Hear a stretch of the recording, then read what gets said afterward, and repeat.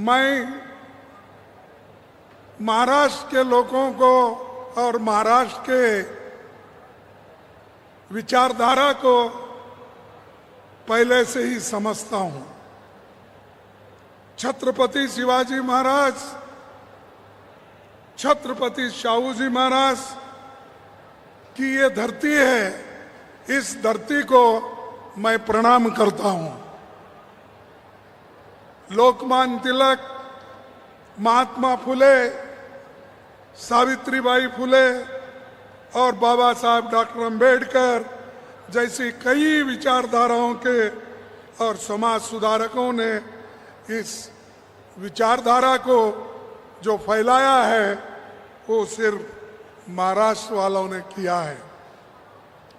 इस धरती के सपूत और कांग्रेस पार्टी के नेता पूर्व उप प्रधानमंत्री वाई.बी. चौहान, वसंत दादा पाटिल समेत सभी प्रमुख नेताओं को यहाँ पर मैं नमन करता हूँ और उन्होंने जो योगदान दिया है उससे ये महाराष्ट्र बन चुका है। थोड़ी देर पहले हमने डॉक्टर पतंगराव कदम जी की मूर्ति का लोकार्पण किया और उनकी याद में बना हुआ संग्रहालय के भी हमने लोगों को समर्पित किया। पतंगराव जी शून्य से शिखर तक पहुंचे। उनका जीवन एक साधारण शिक्षक की सफलता की कहानी है। ये आम लोगों के लिए प्रेरणा स्रोत है। एक गरीब किसान परिवार में पैदा होकर मेहनत और विजन के बूते उन्होंने शानदार काम शिक्षण क्षेत्र में किया और इस भाग के लोगों को उन्होंने अपना योगदान दिया। सांगली से दिल्ली तक ये शिक्षण क्षेत्र फैला हुआ है, हर क्षेत्र में है। केजी से लेकर यूजी तक और सभी लोग इस संस्था को इतना प्रेम करते हैं कि खासकर किसान लोग यहाँ पर जो शिक्षण लेते हैं, उनके बच्चे शिक्षण लेते हैं, उसको बहुत याद करते हैं। और उनके सुपुत्र विश्वजीत कदम भी उन्हीं के रास्ते पे चल रहे हैं। उन्होंने उस संस्था को संभाला है, आगे लेके चल रहे हैं और हमारे पार्टी के ओर से वो जो बार बार चुन के आ रहे हैं, ये उनका पिताजी का आशीर्वाद है और शिक्षण संस्था में उन्होंने जो काम किया उसका एक बहुत बड़ा इतिहास है। तो भाइयों, मैं यही कहना चाहता हूं, विश्वजीत कदम जी यंग है, एनर्जेटिक है और उन्होंने अपने असेंबली क्षेत्र में मैं सुना 1,40,000 से उन्होंने जीता है। यानी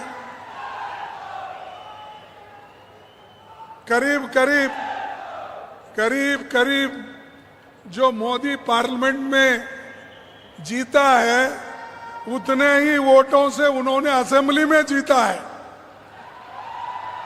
मोदी पार्लियामेंट में उन्होंने जीता 1,70,000 से, लेकिन इन्होंने एक ही असेंबली में 1,40,000 वोटों से जीता।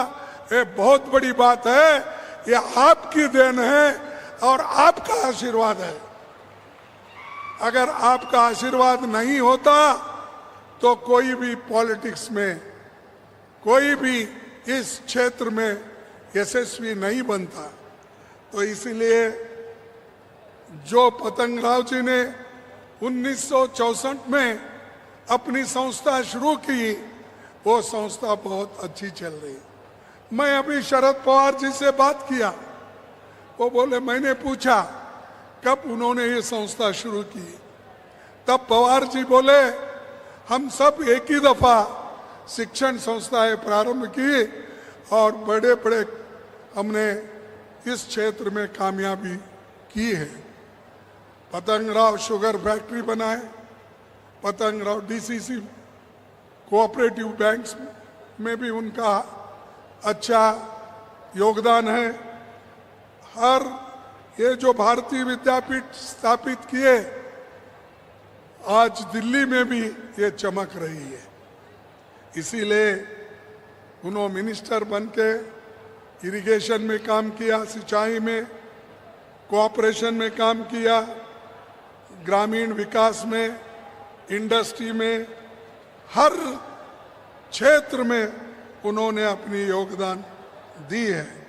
और उनका जो आज पुतला देखा मैं, वो पुतला ऐसा पुतला नहीं जो मोदी ने उद्घाटन किया वो गिर गया।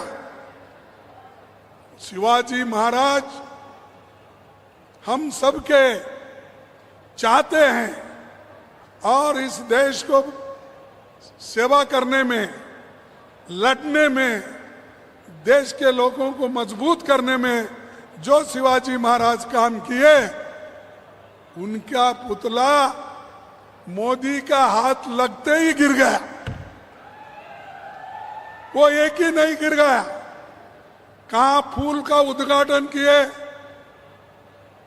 अहमदाबाद में वो फूल गिर गया। अयोध्या में राम मंदिर का उद्घाटन किए, वो सब टपक रहा है। सुने नहीं आप? टपक रहा है। तो जहां पर भी वो गए हैं, चुनाव के दृष्टि से गड़बड़ी में सब कुछ बना लेना, उद्घाटन करना और उसके बाद 6 महीने में, 8 महीने में वो बिल्डिंग सब गिर रहे हैं। तो ये मोदी जी वोटों के लिए ये काम करते हैं। ये अच्छा रहो, बिल्डिंग अच्छी रहे, इसके बारे में मालूमात नहीं लेते। अरे उनके पास सब चीजें तैयार रहती है। प्राइम मिनिस्टर जब आता है उद्घाटन करने के लिए, यहाँ के अधिकारीगण, यहाँ की सरकार, सब लोग देख रेख करना चाहते हैं। मैं समझता हूं इसमें कोई कमी है तो गड़बड़ी हुई। जो एक तो जिस आर्किटेक्चर ने बनाया,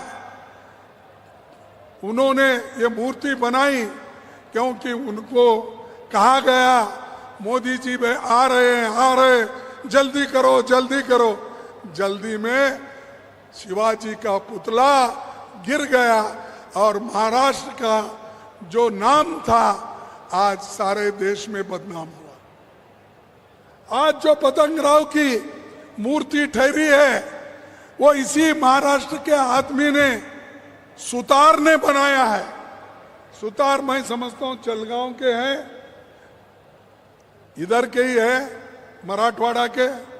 उन्होंने बनाया, एक मूर्ति नहीं, पार्लियामेंट में जितने मूर्तियां आज ठहरे हुए हैं वो सभी मूर्ति महाराष्ट्र के एक कर्ता धर्ता ने, सुतार ने बनाया है। मजबूत है, 50 साल से 60 साल से मूर्तियां हैं। लेकिन यहां आरएसएस के लोग जोश में आकर बनाए, लेकिन ठीक नहीं बनने की वजह से आज पूरा महाराष्ट्र का अपमान और देश का भी अपमान हो रहा है। भाइयों, मैं और एक बात आपको बनाना चाहता हूं। एजुकेशन में आरएसएस अपना हाथ फैला रही है, सिलेबस चेंज कर रही है और संविधान को भी हटाना चाहती है। संविधान को हम हटाना नहीं,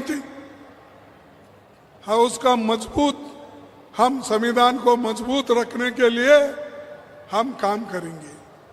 राहुल गांधी जी ने तो बीड़ा उठाया, संविधान को हम बचाएंगे, संविधान की रक्षा करेंगे, ये कहकर उन्होंने सारे देश में दौरा किया और संविधान को बचाने के लिए उन्होंने जो काम किया, आज गठबंधन की मेजॉरिटी नजदीक आ गई।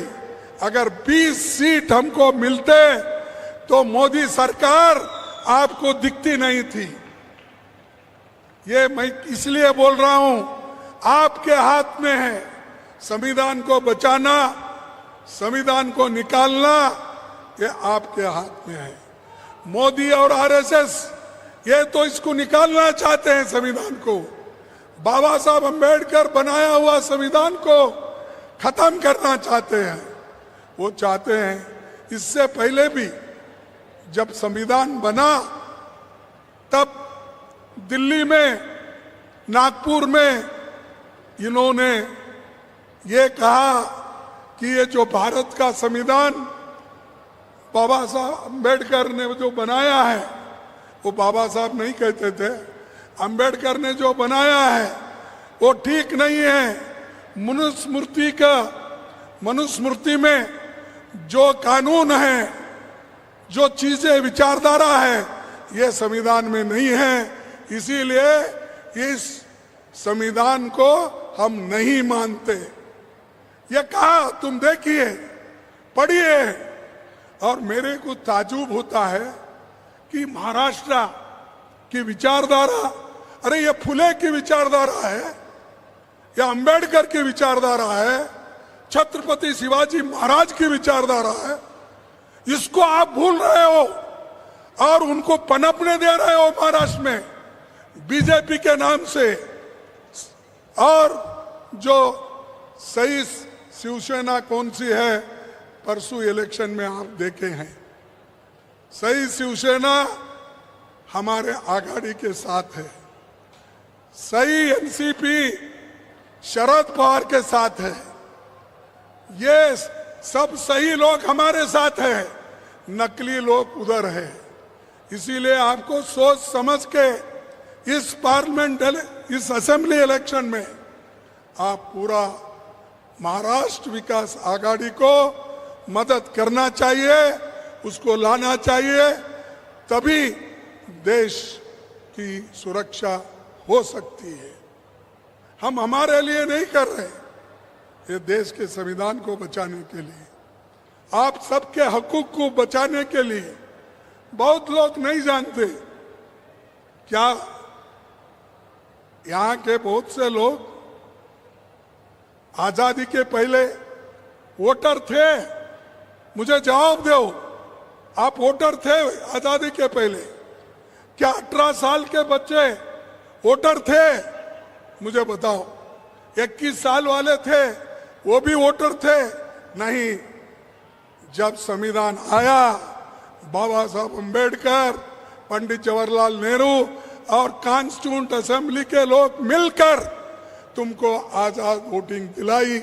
स्त्री को, पुरुष को, नौजवानों को, सबको अगर वोटिंग का अधिकार मिला, ये कांग्रेस के वजह से मिला और ये बाबा साहब अंबेडकर के संविधान, नेहरू जी की सोच, इसके वजह से मिला।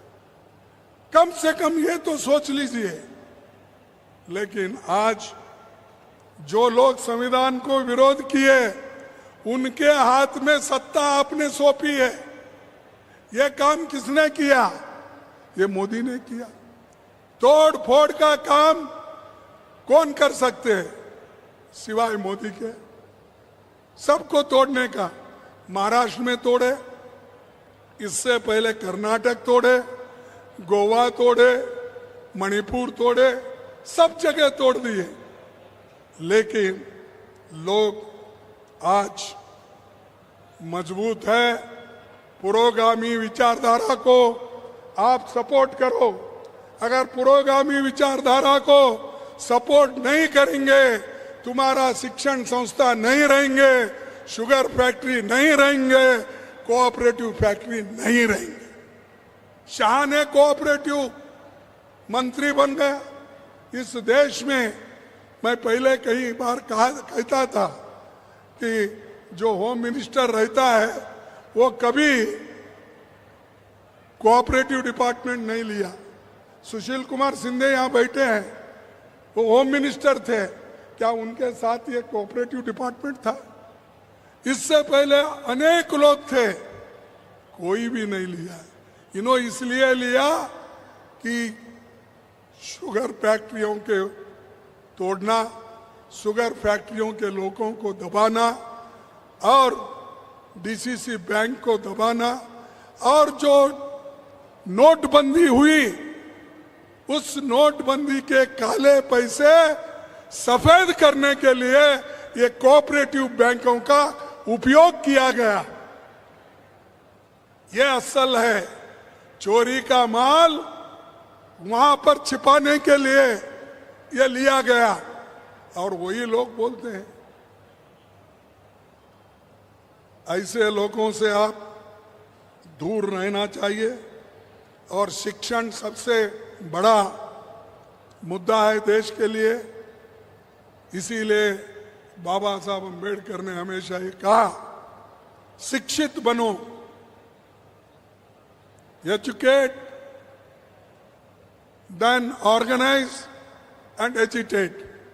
शिक्षण लो, संगठन बनाओ और अन्याय के विरुद्ध तुम लड़ो। ये उनका संदेश था। ये आज भी महाराष्ट्र के इस भाग के लोगों का यही संदेश है।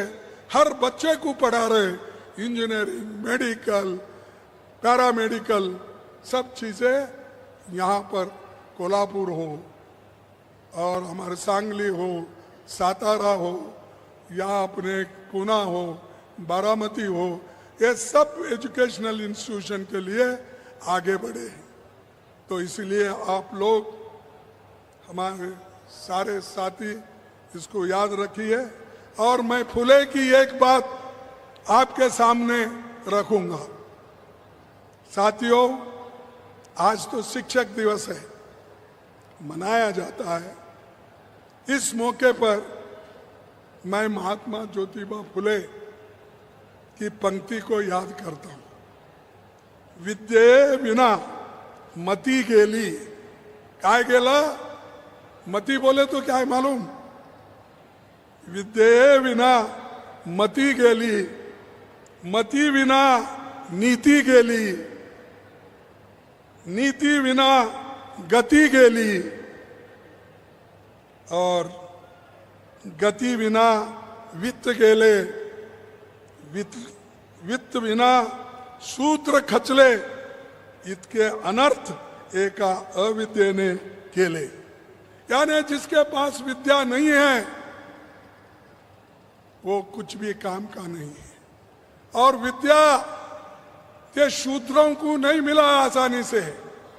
ये संविधान आने के बाद सब शूद्रों ने स्कूल खोला, कॉलेज खोला, इंजीनियरिंग कॉलेज खोला, मेडिकल कॉलेज। इसका तो याद रखिए।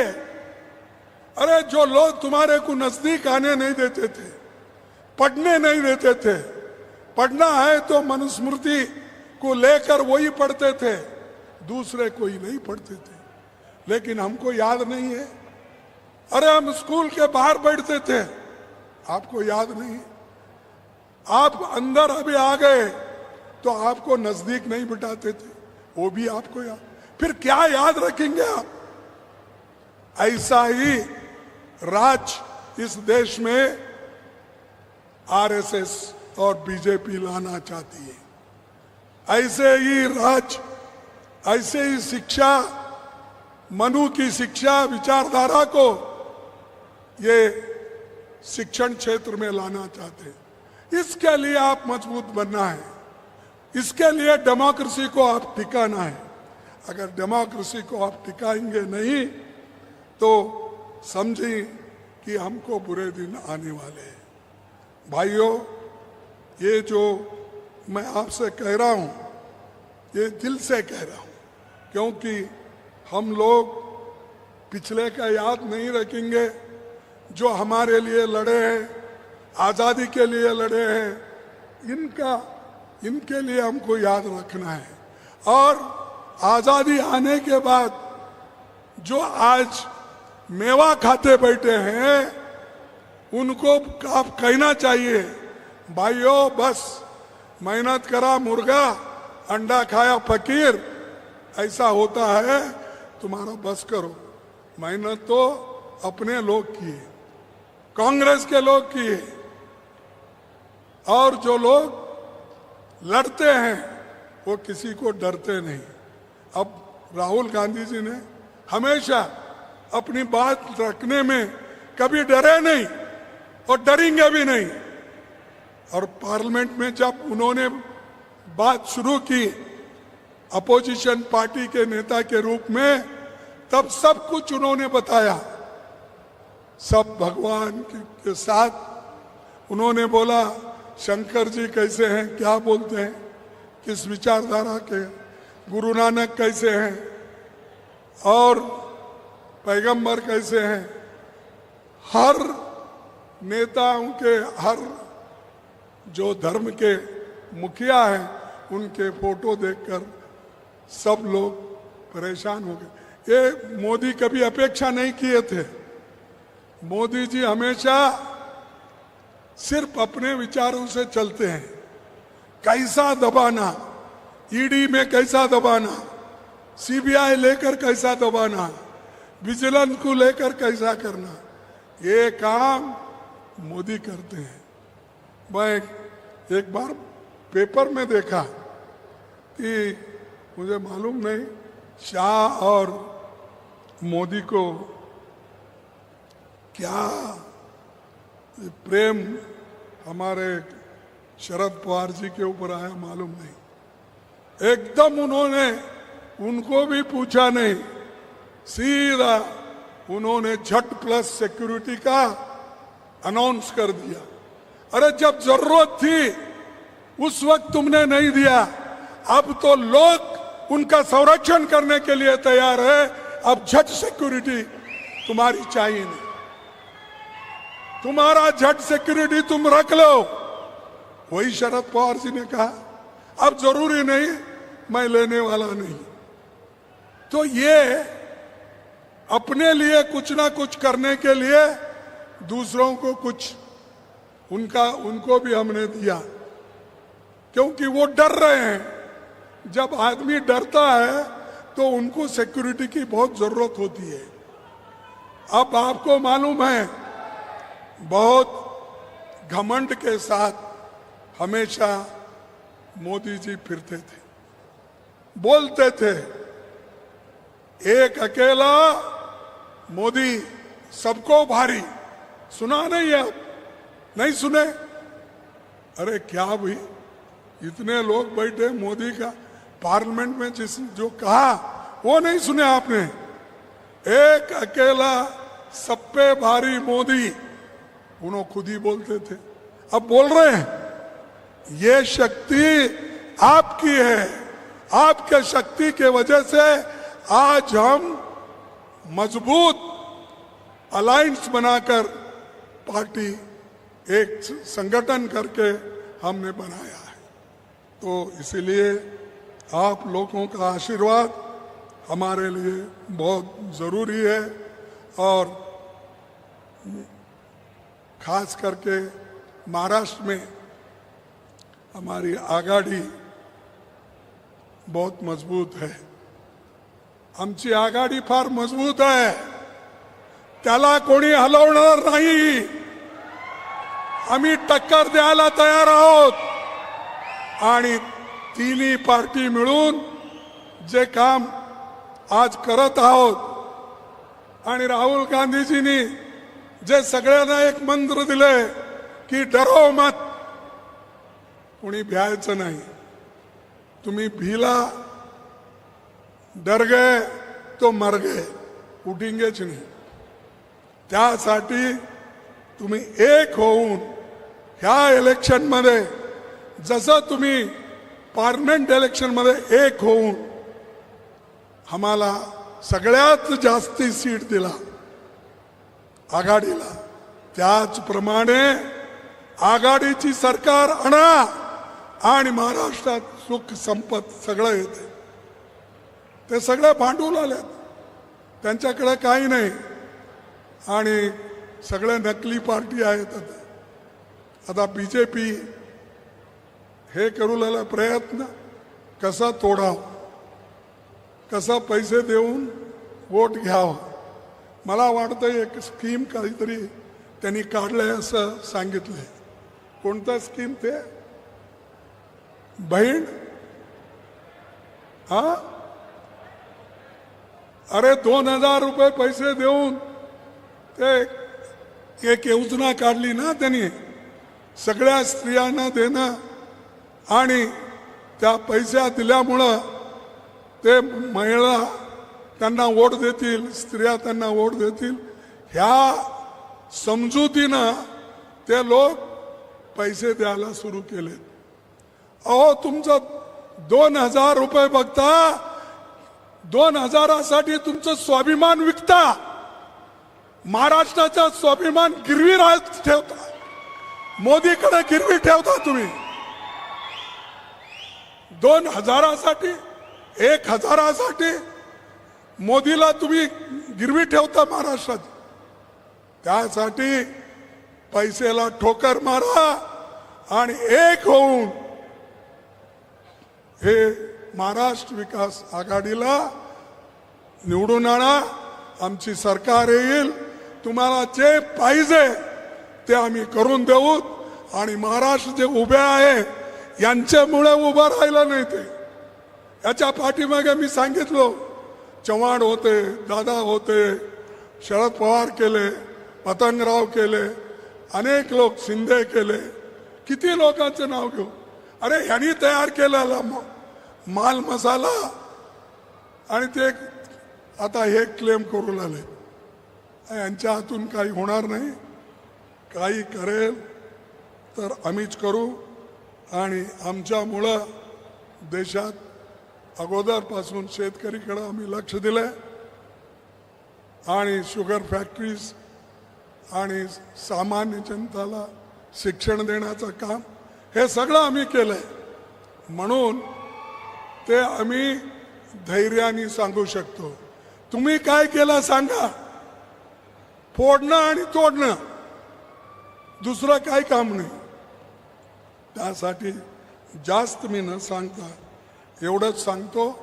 आणि आता इलेक्शन येऊ लागलेत. हरियाणामध्ये इलेक्शन आहेत आणि जम्मू काश्मीरमध्ये आहेत, महाराष्ट्रामध्ये आहे, त्याच्यानंतर झारखंडमध्ये आहे.